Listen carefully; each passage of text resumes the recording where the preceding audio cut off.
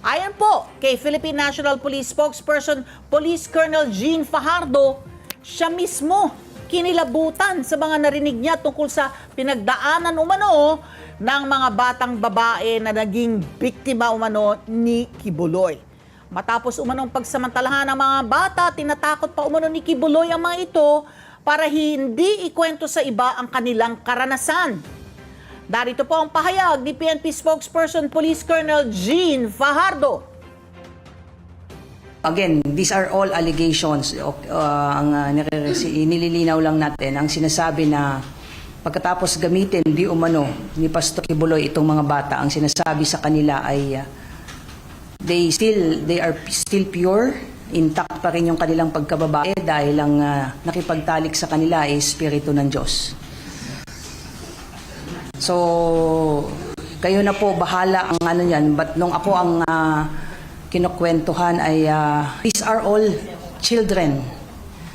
So, kung ako ay nanglabot, I don't know kung ano yung naramdaman yon. As early as 12 or 13 years old, they were allegedly sexually molested by Apollo Kibuloy po at and they are being threatened na kapag sila ay i-break nila yung code of secrecy at sabihin nila kanino man yung kanilang naranasan sa kamay po ni Apollo Kibuloy ay i-hunt sila ng angels of death. So just can imagine a minor being threatened of death. Hindi lang sila, pati yung mga pamilya nila. Hindi natin alam kung ito bang angels of death ay literally mga sinasabing mga goons nila Kibuloy or just a figurative speech. Kabilang daw yung mga biktima sa tinatawag na inner circle pastorals. Ito po yung mga babaeng pinili para pagsilbihan si Kibuloy. Lumabas din sa investigasyon na mismong ang mga magulang ng mga bata ang nag-alay sa kanila kay Kibuloy.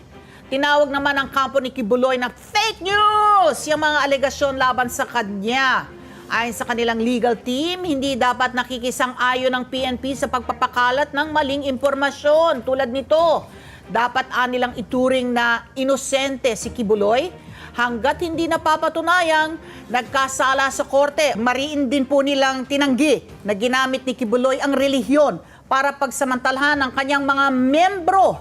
Wala rin daw katotohanan yung itong tinuturing na angels of death na ipinanakot umano sa mga biktima. Let's get together, Sunday 25. Sunday 25.